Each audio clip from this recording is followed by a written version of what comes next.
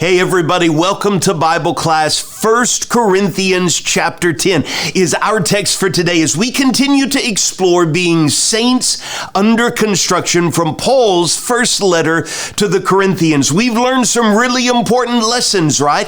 As we build, our faith must rest in the power of God. As we build, there must be no divisions among us. As we build, we have to be careful not to go beyond what is written.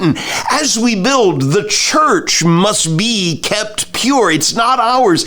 It belongs to Christ. As we build, we must learn to get along. We must use our bodies to glorify God. We must lead the lives that the Lord has assigned to each. We must be the ones to guard against pride. In our last lesson, as we build, we must not put obstacles in the way of the gospel. Really important lessons there. Let's add another one from 1 Corinthians chapter 10. As we build, we must flee from idolatry. I don't know about you, but when I hear that, I'm tempted at times to think, well, that was a problem a long time ago in the days of the Old Testament, but I'm not sure it's really that big of a deal today. Is that true?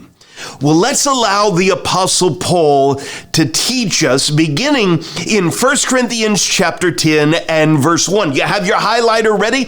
We're going to use that as a way to make sure we come back and talk about some key words and phrases. Verse 1, I do not want you to be unaware, brothers, that let's highlight our fathers. Paul is going to teach us by using the examples of people who lived a long time ago. We might say our forefathers, right? People who came before us. Let's listen to what he says.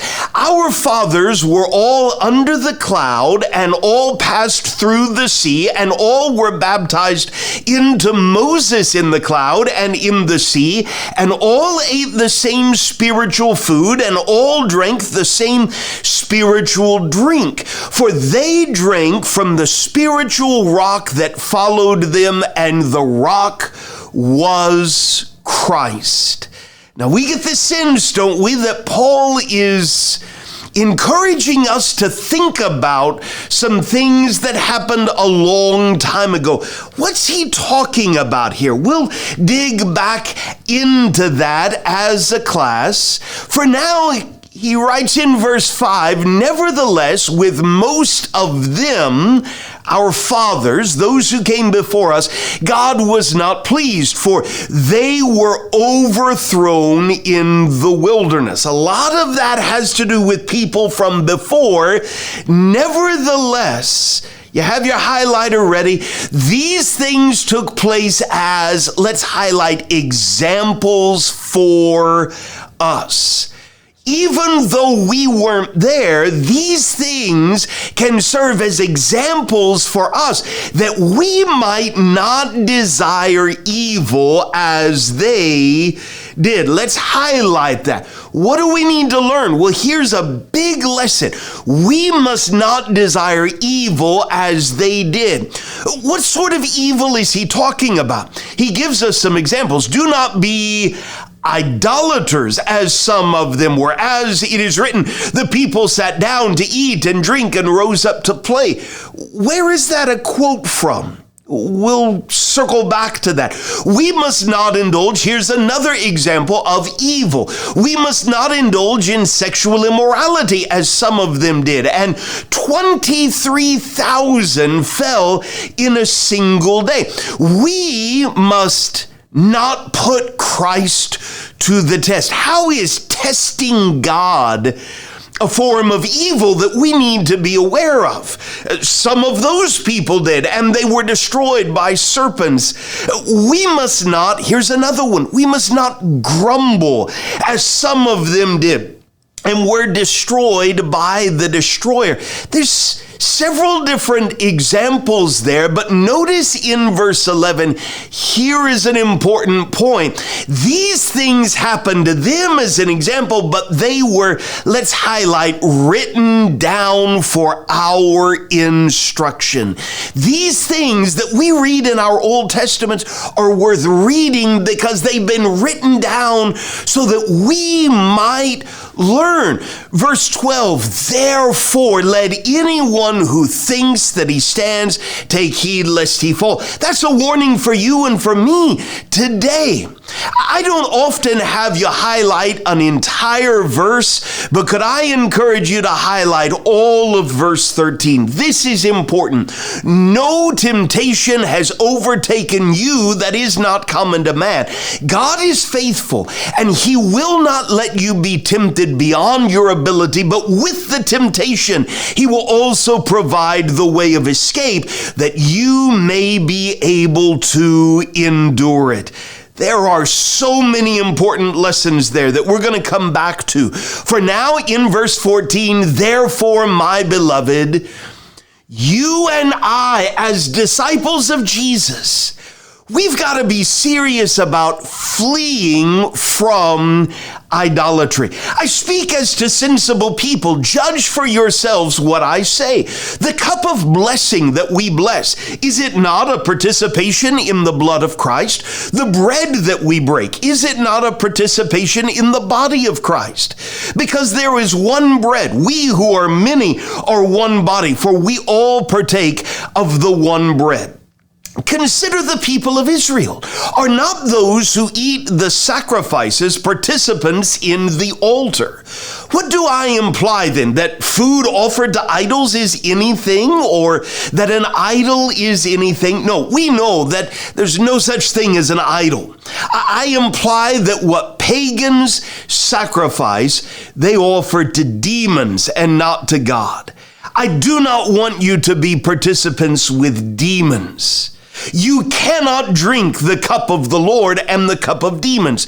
You cannot partake of the table of the Lord and the table of demons. Shall we provoke the Lord to jealousy? Are we stronger than he? All things are lawful, but not all things are helpful. All things are lawful, but not all things build up. Let no one seek his own good, but the good of his neighbor. We've heard a lot of these lessons already in this letter, right?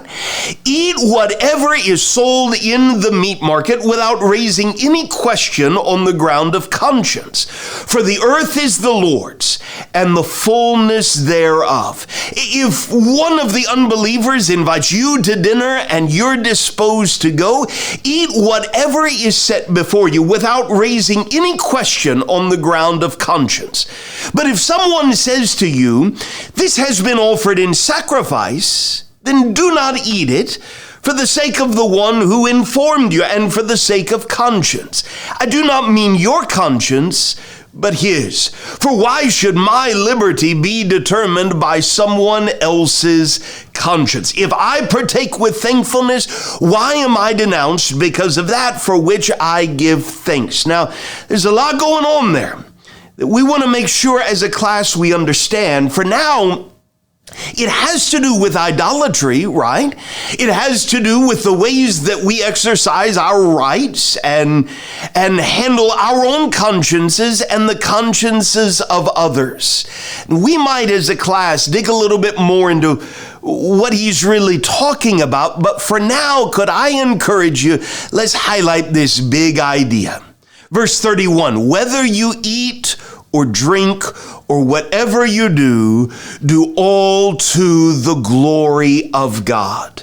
What else do we need to remember? Give no offense to Jews or to Greeks or to the church of God, just as I try to please everyone in everything I do, not seeking my own advantage, but that of many. Let's finally highlight that they may be saved. Whatever we do, let's glorify God. In all that we do, let's be aware of the influence of our actions. Let's make sure we don't put any obstacle in the way of the gospel. We want everyone to be saved. But there are some lessons from the ancient history of Israel that we need to learn so that we're ready to stand up against temptation in a way that honors God.